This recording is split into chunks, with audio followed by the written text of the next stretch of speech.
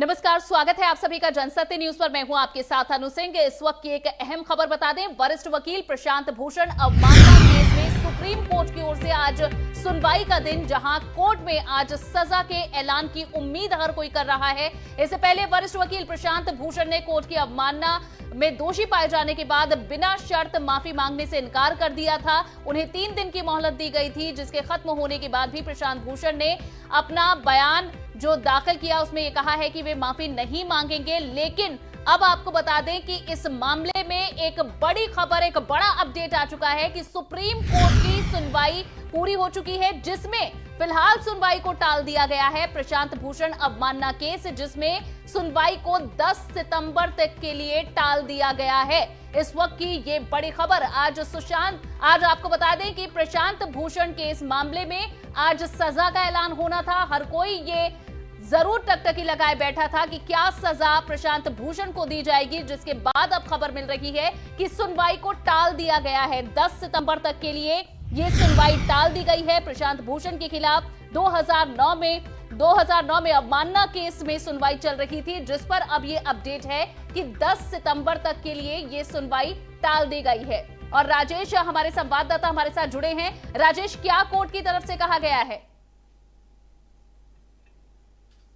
जी अनु जो प्रशांत भूषण के खिलाफ जो अवमानना का मामला चल रहा था, उसको लेकर जो सुनवाई को फिलहाल टाल दिया गया है। ये कयास लगाए जा रहे थे कि आज जो है इसको लेकर, इस केस को लेकर जो है प्रशांत भूषण को जो है सजा सुनाई जा सकती है। और जो भी पिछले 2 मामले उनके लेकर आए थे, अवमानना के 2 मामले जो प्रशांत भूषण के लिए आए थे, नवंबर 2009 को जो है भूषण ने पत्रकार तरुण तेजपाल ने एक अवमानना नोटिस जारी किया था कोर्ट में, जिसमें उन्होंने एक समाचार पत्रिका में जो है मौजूदा एवं कुछ पूर्व न्यायाधीशों के खिलाफ कथित तौर पर जो है आपत्तिजनक टिप्पणी की थी।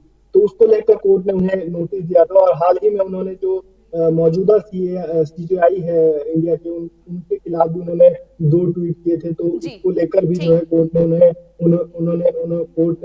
दोषी ठहराया था। तो उसे लेकर जो आज सुनवाई थी, और लेकिन इस सुनवाई को अब फिलहाल 10 सितंबर तक के लिए टाल दिया गया है। और राजेश, बताएं, ये भी जा रहा है कि नई बेंच अब इस मामले में आगे सुनवाई करेगी?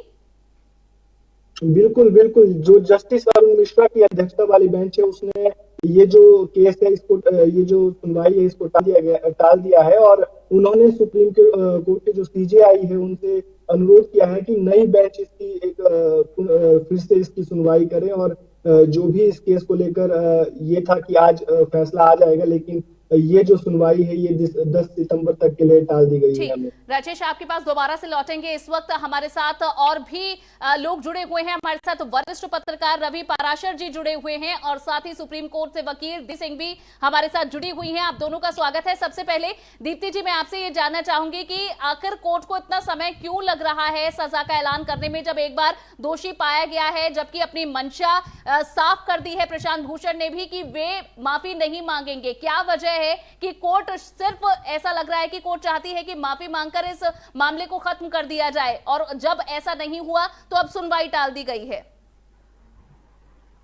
देखिए अनु, ये कोई छोटी बात नहीं है, बड़ी बात है। जहाँ पे एक वरिष्ठ हमारे जो अधिवक्ता है, भारत के अधिवक्ता है, इनके ऊपर कंटेम्प्ट ऑफ कोर्ट लगाया जा रहा है, जहाँ की इनका मानना है कि इन्होंने सिर्फ अपनी मौलिक अधिकारों का इस्तेमाल किया है और एक ऐसी टिप्पणी दी है जिसके ऊपर एक और टिप्पणी की जा सकती थी दूसरी पार्टी की तरफ से। उनकी ऐसी मंशा नहीं थी कि उनकी बेइज्जती करें या उनके बारे में कोई नाफरमानी करें।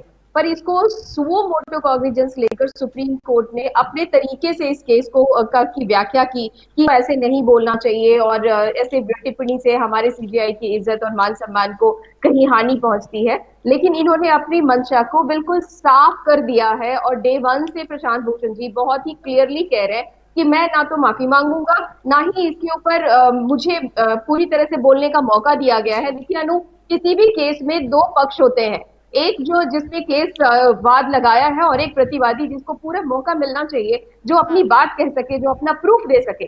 प्रशांत भूषण जी का ये कहना है कि मेरे मौलिक अधिकारों का अवमानन हो रहा है, मुझे ना तो नोटिस मिला है और ना ही मुझे जवाब देने का एक डेट दिया गया है, मुझ पे सीधे तरीके से एक इल्जाम लगाया गया और कोर्ट ने खुद ही मेरे ऊपर सजा भी मुकर्रर करने की कोशिश की है। तो आज जो उनके वकील हैं राजीव धवन जी ने, उन्होंने अपनी बात रखी कोर्ट में और कहा कि हो सकता है कि जो ये बेंच है वो एप्रोप्रिएट बेंच नहीं है, तो क्यों ना इसको सीजीआई के पास एलिगेशन लगाएं और एक एप्रोप्रिएट बेंच पे इस केस को ट्रांसफर करें। तो जिसकी वजह से आज 10 तारीख सितंबर की डेट मिली है। खुद प्रशांत भूषण इस बात से बहुत ज्यादा संतुष्ट नहीं थे कि अरुण मिश्रा, जस्टिस अरुण मिश्रा उनके इस केस की सुनवाई करें, और इसे लेकर भी इशू उठा था, जिसके बाद अब ये नई बेंच को ट्रांसफर कर दिया गया है।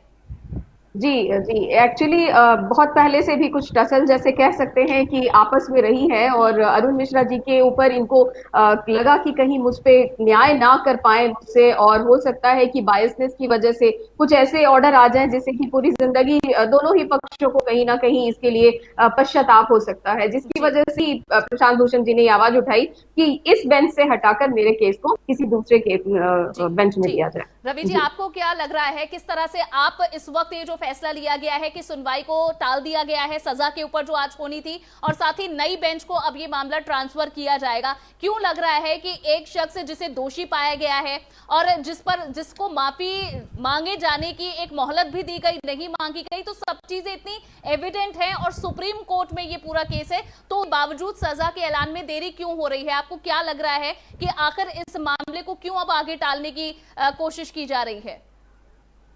देखिए, दीप्ति सिंह जी ने जैसे कहा कि ये अवमानना का मामला एक सामान्य अवमानना का मामला नहीं है। प्रशांत भूषण का अपना एक रेपुटेशन है, और पिछली हियरिंग्स के दौरान भी ये सलाह भी दी गई कि भाई जो अवमानना का मामला है, अगर सुप्रीम कोर्ट इनको दोषी पाती है तो जो सलाह मशवरे किए गए उसमें यह भी कहा गया कि प्रशांत भूषण ने बहुत सारे जनहित काम सुप्रीम कोर्ट के जरिए देश की सेवा की है, उस सारी चीज को ध्यान में रखना चाहिए। तो अभी ये हो सकता है कि तकनीकी तौर पर ये मामला दूसरे बेंच के पास जाए, लेकिन देखिए, अभिव्यक्ति की आजादी मेरा अपना व्यक्तिगत तौर पर एक पत्रकार होने के नाते मानना है, और आप जानते हैं, आप भी पत्रकार हैं अनु, कि हम लोगों का तो पेशा ही है कि जो बहुत सारी सूचनाएं हैं उनको पब्लिक के सामने रखना, पब्लिक डोमेन में ना। लेकिन अभिव्यक्ति की आजादी जो एक मौलिक स्वतंत्रता संविधान ने दी गई है, उसकी भी एक सीमा रेखा, अभिव्यक्ति की आजादी का मतलब ये नहीं है कि आप किसी भी संस्थान, किसी भी व्यक्ति की जो मर्यादा है उसको लांघेंगे। अभिव्यक्ति की आजादी की भी एक बहुत धीमी सी सीमा रेखा होती है। इसको एक उदाहरण के तौर पर अगर हम यूं समझें कि अगर मैं या कोई व्यक्ति शादीशुदा होने की दलील दे करके अपनी चारपाई अगर चौराहे पर डालना चाहेगा तो वो गलत है। एक सामाजिक मर्यादाएं, हर मौलिक अधिकार के साथ साथ हमारी अपनी सामाजिक सीमाएं, सामाजिक मर्यादाएं, लक्ष्मण रेखाएं हैं, उन्हें हमें पार करने की कतई तौर पर इजाजत नहीं है। हालांकि अब ये मामला सुप्रीम कोर्ट की दूसरी बेंच को जाएगा, वो माननीय जज क्या फैसला लेते हैं अलग बात है, लेकिन ये तो मौलिक तौर पर बिल्कुल सही बात है कि अभिव्यक्ति की आजादी या कोई भी संविधान प्रदत्त हमारे जो अधिकार हैं, तो हमारे साथ कुछ कर्तव्य भी जुड़े हुए हैं, और हमको भी ये समझना पड़ेगा। बिल्कुल सही। और रवि जी, मैं इसे थोड़ा और आगे ले जाना चाहूंगी। दीप्ति, ऐसा आखिर क्यों लग रहा है कि अब दोनों जो पक्ष हैं, ऐसा लग रहा है कि दोनों के लिए झुकना बहुत ज्यादा मुनासिब नहीं है और ना वे चाहते हैं झुकना। प्रशांत भूषण माफी नहीं मांगना चाहते हैं, और कोर्ट को और जस्टिस अरुण मिश्रा हैं वो जो इस केस की सुनवाई कर रहे हैं, ऐसा लग रहा है कि अब वे समझ नहीं पा रहे हैं, या फिर इस पूरे केस में आगे कहां बढ़ा जाए, क्या उन्हें सजा सुनाई जाए, या फिर क्या इस बात पर समझौता कर लिया जाए कि बिना शर्त वे माफी मांगने के लिए जो राजी नहीं हो रहे हैं उस पर कैसे समझौता किया जाए। तो ऐसा लग रहा है कि दोनों पक्ष इस वक्त डटे हुए हैं अपने अपने मत को लेकर। कहीं बात ही नहीं रह गई है, एक तरफा केस चलाया जा रहा है। मैं यहाँ पे प्रशांत भूषण जी का साथ आपके टीवी चैनल के माध्यम से एज अ लॉयर देना चाहती हूँ, क्योंकि जब भी कोई केस चलाया जाता है तो उसमें दूसरे पक्ष को पूरा मौका देना चाहिए अपनी बात रखने की, और उसको उस लिहाज से ये मौका जो कहते हैं कि देना गया है या नहीं, तो इसमें अभी प्रशांत भूषण जी को ये मौका ही नहीं मिला है कि वो अपनी बात को रख पाए, अपने प्रूफ को सबमिट कर पाए। और सबसे बड़ी बात है, अभी रवि पराशर जी कह रहे थे कि एक बारीक सी लाइन होती है जहां पे किसी को क्रॉस नहीं करना चाहिए, लेकिन मैं यहाँ पे ये देख रही हूँ कि जब हम लोग सोशल मीडिया पे कोई फोटो डालते हैं, कोई वीडियो डालते हैं, तो क्यों डालते हैं? उसके ऊपर आपको टिप्पणी आनी ही आनी है। और जब बात है सीजेआई के, राष्ट्रपति की, प्रधानमंत्री की, अगर सोशल मीडिया पे किसी तरीके से खुद से कोई फोटो और वीडियो डाला गया है तो आप इनविटेशन दे रहे हैं लोगों को उसके ऊपर टिप्पणी देने के लिए। तो एक व्यक्ति की अपनी आजादी है, उसको तो हमने वही आप कह रही स्वतंत्रता हैं कि दी है, उनकी मौलिक आजादी अधिकार है कि वो कुछ कह सकता है। जी प्लेटफॉर्म जी आप ही ने बिल्कुल। दिया उस फोटो को सोशल मीडिया पर डालकर, जी और उसके जी बाद जी, आपने अगर इनवाइट चाहे किया है। आपकी तारीफ हो तो शायद वो स्वीकार्य है, लेकिन आलोचना हो तो वो स्वीकार्य नहीं है। जी, और यही यहाँ मुद्दा बस ये प्रशांत दिक्कत भूषण आई भी है। जी, लगातार जी, रख रहे जी। हैं कि उन्होंने एक और यही रचनात्मक वजह है आलोचना कि की है, जिसके बाद उन पर जी। अवमानना का ये केस दर्ज कर दिया गया है। लेकिन हाँ। जो बात रवि जी, दीप्ति कह रही हैं कि प्रशांत भूषण को ना तो अपना पक्ष रखने का प्रॉपर जो टाइम या फिर मौका दिया गया, और वो इससे संतुष्ट नहीं है अभी तक की जिस तरह से कार्रवाई चली है उस पर। लेकिन इसको एक आम आदमी किस तरीके से देखे जब एक बड़े वकील के साथ ऐसा हो रहा है कि उसे अपना पक्ष रखने के लिए, अपने सबूत रखने के लिए, अपनी बात कहने के लिए सही प्लेटफॉर्म नहीं मिल रहा है, या उसकी बात को सुप्रीम कोर्ट में नहीं सुना जा रहा, तो बाकी आम लोग इसे कैसे देखें? देखिए, आम लोगों की जहां तक बात है तो आम लोगों का अभिव्यक्ति की आज़ादी को लेकर आजकल हम जैसे देख रहे हैं कि सोशल मीडिया की बात हो रही है, और बहुत सारे लोगों को, कुछ प्रधानमंत्री के लिए, कुछ किसी मंत्री के लिए, किसी सरकारी तंत्र के लिए टिप्पणी अगर वो कर देते हैं तो आमतौर पर गिरफ्तारी की रोज एक दो खबर हम ऐसे देखते हैं कि फलाने ने यूपी के मुख्यमंत्री योगी आदित्यनाथ के लिए ऐसा लिख दिया, कोई मीम बना दिया तो उनको गिरफ्तार कर लिया गया, एफआईआर कर ली गई। तो ये केस निश्चित तौर पर आम लोगों में के अंदर जागरूकता बढ़ाना केस साबित होगा, ऐसा मुझे लगता है। लेकिन फिर मैं कहूंगा कि एक बहुत धीमी सीमा रेखा है, और ये भी देखने में आ रहा है कि हाई कोर्ट, सुप्रीम कोर्ट और इवन लोअर कोर्ट्स बहुत सारे मामले देखने में और पढ़ने में ऐसे आ रहे हैं कि वो एक्टिविज्म के तौर पर, एक्टिविस्ट के तौर पर खुद को न्यायालय पेश कर रहे हैं। तो ये भी कहीं ना कहीं इस पर भी अंकुश लगाए जाने की बिल्कुल जरूरत है। लेकिन दीप्ति जी, मैं एक पत्रकार हूं, और केवल इस नाते मैं किसी दूसरे पत्रकार का बचाव नहीं करना चाहूंगा, क्योंकि मैं एक पत्रकार बिरादरी से आता हूं, तो मैं अपनी बात मैं कह रहा हूं, आपने प्रशांत जी के मामले में बात समझ रही हूँ। लेकिन नहीं, यहाँ पे रवि जी देखिए, बात आप लोग सबको इस पे समझना पड़ेगा कि जब हम सोशल मीडिया में कोई प्लेटफॉर्म पे आकर कुछ खुद कहते हैं तो आपको उसके ऊपर कोई ना कोई टिप्पणी आएगी। उस टिप्पणी को आप टिप्पणी के रूप में जवाब दे सकते थे, जहां पे ये कहा जा सकता था कि ये जो फोटो खींचा गया है, देखिए उस फोटो के ऊपर बात करते हैं जिसके ऊपर ये सारा केस और मुद्दा है। जब ये फोटो लगाया है तो इसको कह देना था सिर्फ कि ये बहुत पहले का है, लॉकडाउन के पहले की। इतनी छोटी सी बात को इतना बड़ा खींचकर और अननेसेसरली आप टाइम कोड का भी खराब कर रहे हैं। रवि, आप भी मानेंगे कि भारत जैसे 150 करोड़ आबादी वाले देश में आप एक छोटे से मुद्दे को पिछले कई दिनों से इसको खींच रहे हैं, जहां पे छोटी सी बात थी, और रस्साकसी ये है कि आप माफी मांगो। एक व्यक्ति ये कहता है कि माफी तब मांगूंगा जब मुझे ये लगे कि मैंने गलत किया है, मैंने टिप्पणी दी है और इस टिप्पणी पे जवाब आपका आ जाना चाहिए था। इसको अवमानना के रूप में नहीं लेना चाहिए था। रहा है कि आप टिप्पणी किस पर कर रहे हैं, कौन वो शख्सियत है, किस संस्थान से वे जुड़े हुए हैं, किस संस्था से जुड़े हुए हैं। तो शायद रवि जी इसी बात को रखना चाहते हैं कि टिप्पणी की स्वीकार्यता शायद सबको है, लेकिन किसके लिए और किस तरह की टिप्पणी कर रहे हैं, वही एक वजह है कि एक कोर्ट में गया है पूरा केस। जी रवि जी। मैं बस एक चीज कहना चाहूंगा, मैं दीप्ति जी की बात से बिल्कुल सहमत हूं। ऑनरेबल सुप्रीम कोर्ट का समय बहुत कीमती है, और बहुत सारे संवेदनशील मुद्दे बहुत सारे लंबित हैं। तो कोर्ट का समय इस तरीके के जो अनुत्पादक अहंकार से, व्यक्तिगत अहंकार से जो जुड़े हुए मसले हैं, उन पर बहुत ज्यादा खर्च नहीं करना चाहिए। बल्कि एक इस तरह के मामलों में मुझे लगता है कि एक मीडिएशन सेल बनाकर के विद इन बार इस मामले को, ऐसे मामलों को सुलझाने का प्रयास किया जाना चाहिए। खैर, ये मेरा व्यक्तिगत राय है। लेकिन 2009 के केस में जब कोई अगर अधिवक्ता जो वहां पर सुप्रीम कोर्ट में प्रैक्टिस करता है, जिसकी कास्ट सुप्रीम कोर्ट से जुड़ी हुई है, अगर वो बाकायदा ऑन रिकॉर्ड अपने इंटरव्यू में ये कहता है कि जो सुप्रीम कोर्ट के चीफ जस्टिस रहे हैं अब तक के, वो आधे भ्रष्ट रहे हैं, तो क्या इस मामले में भी ये अवमानना का मामला नहीं बनता? क्या उनको बहुत सारे तथ्य प्रशांत भूषण को और नहीं रखने पड़ेंगे अदालत में? प्रशांत भूषण का क्लैरिफिकेशन आया है, जिसमें उन्होंने कहा कि भ्रष्टाचार से उनका मकसद ये था कि ठीक ढंग से काम नहीं कर रहे हैं। इस तरह एक्सप्लेन उन्होंने इस आरोप को किया है। देखिए, मैंने MA हिंदी किया है। भ्रष्टाचार का जो शुद्ध अर्थ है, कोट अनकोट, वो भ्रष्ट आचरण ही है। लेकिन उसका जो पॉपुलर जो रूढ़ अर्थ है वो भ्रष्ट आचरण नहीं है। अगर मैं असत्य बोलता हूं, अगर मैं झूठ बोलता हूं, तो मैं भ्रष्टाचार कर रहा हूं सामाजिक जीवन में। अगर मैं मेरे लिए जो मेरे पारिवारिक मूल्यों के तहत जो कर्तव्य और जो निष्ठाएं, जो आस्थाएं मुझ में निहित होनी चाहिए मेरे अंदर नहीं है, तो हो सकता है मैं एक रिलेटिवली भ्रष्टाचार कर रहा हूं अपने परिवार के प्रति, अपने पिता के प्रति, अपने भाई बहनों के प्रति। लेकिन जिस भ्रष्टाचार की बात जजों के सिलसिले में अगर हम करेंगे, तो वो फिर मुझे लगता है कि एक तर्क बचाव में हो सकता है। हालांकि ये मेरा अपना मानना है और सुप्रीम कोर्ट के जजेस का अपना मानना है। के दायरे में आखिर कौन कौन सी संस्थाएं आती हैं? क्या हमारा सुप्रीम कोर्ट इतना लिबरल है? क्या वो किसी तरह की आलोचना को स्वीकार करता है? अगर सवाल उठ रहे हैं तो क्या उसका जवाब देकर और अपने आप को पाक साफ दिखाकर क्या अपनी गरिमा को और उठाने की जरूरत नहीं है? जबकि दूसरा पक्ष ये भी है कि सुप्रीम कोर्ट जैसा कि हम सभी जानते हैं और हर एक आखिरी शख्स को भी जो कि हमारे भारत में रहता है, उसका अपर जो विश्वास है वो सुप्रीम कोर्ट पर है, उसे ललकारने की भी जरूरत नहीं है। दीप, मैं आपसे ये जरूर समझना चाहती हूँ, जानना चाहती हूँ कि आखिर कैसे ये जो पूरा केस है ये ऐसा बन गया कि इसका जो भी जजमेंट होगा वो ऐतिहासिक होगा, इतिहास में लिखा जाएगा, चाहे वो सुप्रीम कोर्ट के जजेस के फेवर में जाए या फिर वो प्रशांत भूषण के फेवर में जाए। आखिर क्यों ये इतना इंपॉर्टेंट बन गया?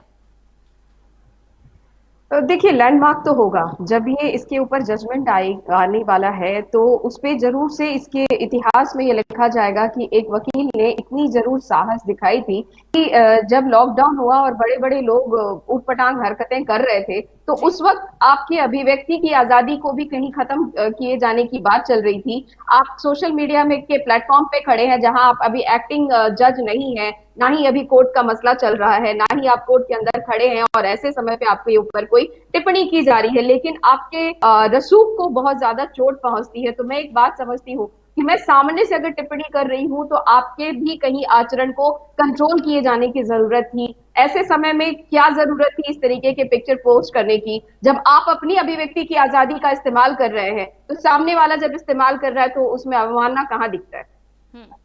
आप ये देखिए ना कि आपने अपने तरीके से एक्ट किया और अपोजिट में एक जवाब जरूर जानना चाहूंगी कि रवि जी, बात ये कही गई है जो कि दीप्ति भी जिसे आगे बढ़ा रही हैं कि जब एक पर्सनल फोटो है उसे पर्सनल सोशल मीडिया अकाउंट पर पोस्ट किया गया है, तो आखिर उस पर कोई टिप्पणी, आखिर कैसे वो सुप्रीम कोर्ट पर की गई टिप्पणी, सुप्रीम कोर्ट की अवमानना आखिर वो कैसे बन जाती है?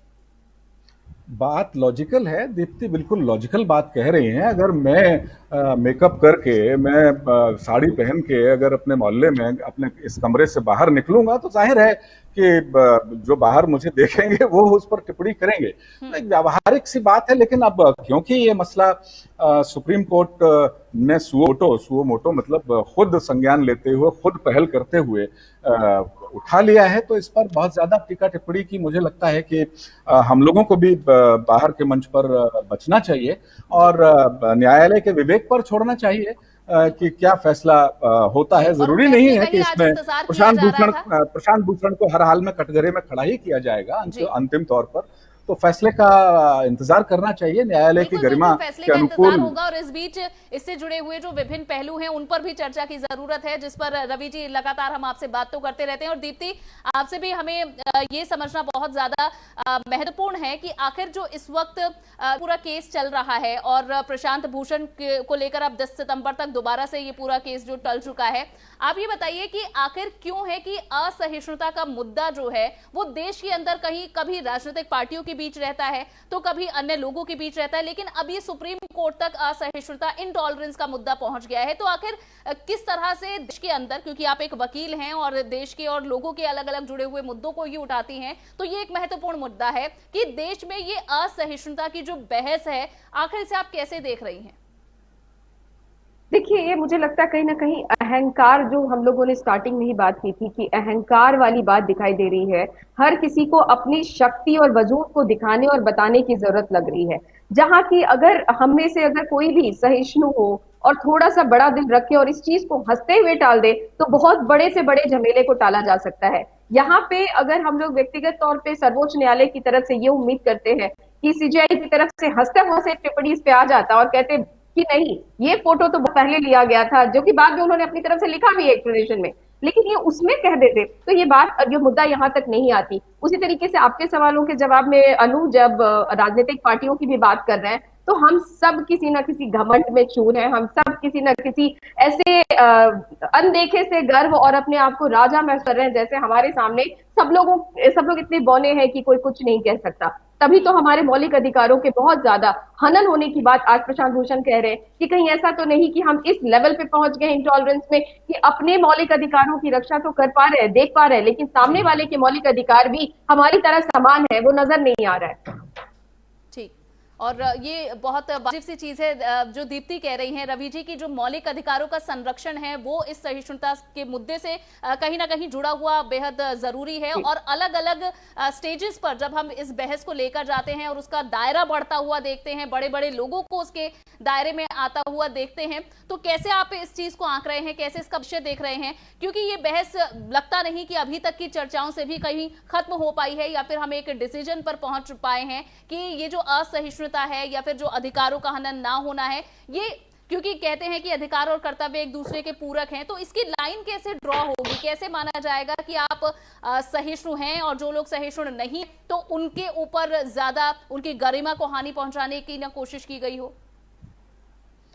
देखिए, मैंने बताया ना कि यही वजह है सहिष्णुता और असहिष्णुता पर जो बातचीत है वो फिर बहुत एक लंबे फलक, लंबे विस्तार की और लंबी समय की डिमांड करेगी। मुझे लगता है कि हमारी जो न्याय व्यवस्था है, भारतीय न्याय व्यवस्था, चाहे वो आईपीसी में हो या उसकी जो प्रोसीजरल एक्टिविटीज होती हैं, सीआरपीसी जिसको हम भारतीय दंड प्रक्रिया संहिता कहते हैं, उसके तहत हो मल्टी लेयर जो छोट, इसके बाद फिर बड़ा कोर्ट, फिर उसमें भी और सबसे बड़ा कोर्ट जिसको हम सुप्रीम कोर्ट कहते हैं, उसमें सिंगल बेंच, फिर डबल बेंच, और फिर ये याचिका वो याचिका, बहुत सारे लेवल पे।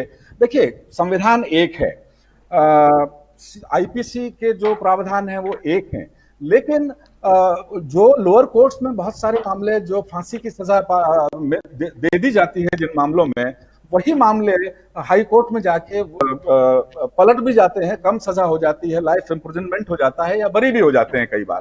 तो कानून एक है, संविधान एक है, व्याख्या करने की जो एक वैयक्तिक सीमाएं हैं वो अलग अलग व्यक्तियों की होती हैं, और तो इस लिहाज से इसको भी हमें ये समझना चाहिए। और भारतीय कानून में तो एक चीज और दीप्ति समझती होंगी कि इंटेंशन ऑफ क्राइम क्या है। सदोष मानव वध जो है, अगर मैं कोई लाइसेंस से बंदूक खरीदता हूं और जंगल में जाके उसको फायर करता हूं, टेस्ट फायर, पेड़ के ऊपर, झाड़ी के ऊपर, और अगर उधर कोई, मुझे नहीं पता कि उधर कोई बैठा, अगर उधर कोई बैठा है और मर जाता है, मेरी इंटेंशन नहीं थी, मेरे ऊपर ठीक है कल्पेबल होमिसाइड का मामला बनता है, लेकिन वो इंटेंशनली मर्डर का नहीं बनता। तो बहुत सारा अब ऐसे मामलों में असल में व्यक्ति बहुत ज्यादा व्यक्ति पर। लगता है कि इस टिप्पणी की इंटेंशन क्या थी? जो दो टिप्पणियां हैं जिसको लेकर ये केस चल रहा है, उन पर प्रशांत भूषण की क्या मंशा थी?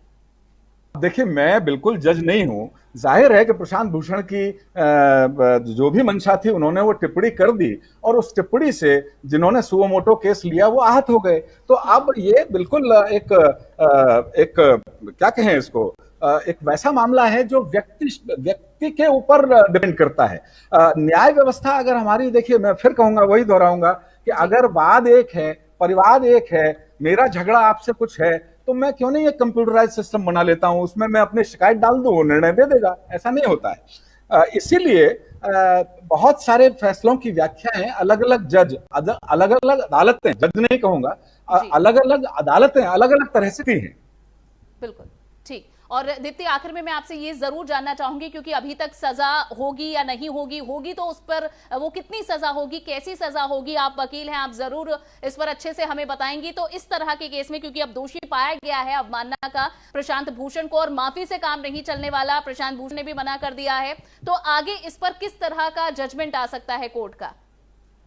देखिए, इसमें जो ये क्रिमिनल अवमानना होती है, इसके अंदर ज्यादा से ज्यादा 2000 रुपए और 6 महीने की जेल की सजा हो सकती है। तो ये देखने वाली बात है कि इनके लिए किस तरीके की सजा मुकर्रर कोर्ट की तरफ से की जाती है। पर इतना ही है, सजा बस इतनी ही दी जा सकती है, या तो 2000 रुपए और 6 महीने की सजा, या साथ में दोनों। अच्छा। देखिए अनु, इस तरह के मामलों में प्रतीकात्मक सजा हम कहें बिल्कुल, कि वो बिल्कुल। उसका एक अर्थ होता है। और मुझे नहीं लगता कि ये जस्टिस अरुण मिश्रा वाली जो बेंच थी, जो पिछले जो हियरिंग थी, इसमें जिस तरीके से टिप्पणियां हुई हैं कि भाई आप माफी मांग लिए, आप माफी आप अगर मांग लेते हैं तो हम बिल्कुल उदार हैं, जिस तरह की टिप्पणियां कोर्ट ने की हैं, मुझे लगता नहीं है कि बहुत ज्यादा कोई क्वांटम इस सजा का होगा। बस एक बिल्कुल। प्रतीकात्मक और जो कुछ एक सजा होगा। आपने बताई है कि कुछ 1000 रुपए और 6 महीने की सजा, शायद इससे ज्यादा एक प्रतीकात्मक संदेश देने की कोर्ट यहां जरूर कोशिश करेगा और इसी वजह से शायद इस फैसले को भी अभी टाला जा रहा है, लेकिन उसका इंतजार हमें करना होगा। और फिलहाल के लिए दीप्ति आप हमारे साथ जुड़ी, रवि पराशर जी आप भी हमारे साथ जुड़े, ये जानकारी हमारे दर्शकों से साझा की, उसके लिए बहुत बहुत शुक्रिया। धन्यवाद। तो प्रशांत भूषण केस में जहां इंतजार किया जा रहा था कि सुप्रीम कोर्ट आज फैसला सुनाएगी सजा पर, लेकिन फिलहाल इसे टाल दिया गया है 10 सितंबर तक के लिए। और आगे भी इस पर जो भी अपडेट होगा जनसत्य न्यूज पर हमेशा की तरह आप देखते रहेंगे। ये वीडियो आपको पसंद आया हो तो लाइक और शेयर जरूर कीजिए और अपने कमेंट हमें जरूर भेजिए। आप बताइए कि इस केस के बारे में आप क्या सोचते हैं और आपको क्या लगता है कि प्रशांत भूषण की भूमिका या फिर जिस तरह से असहिष्णुता की बात अलग अलग प्लेटफॉर्म पर हो रही है उस पर आप क्या सोचते हैं। अपने कमेंट जरूर शेयर करें। नमस्कार।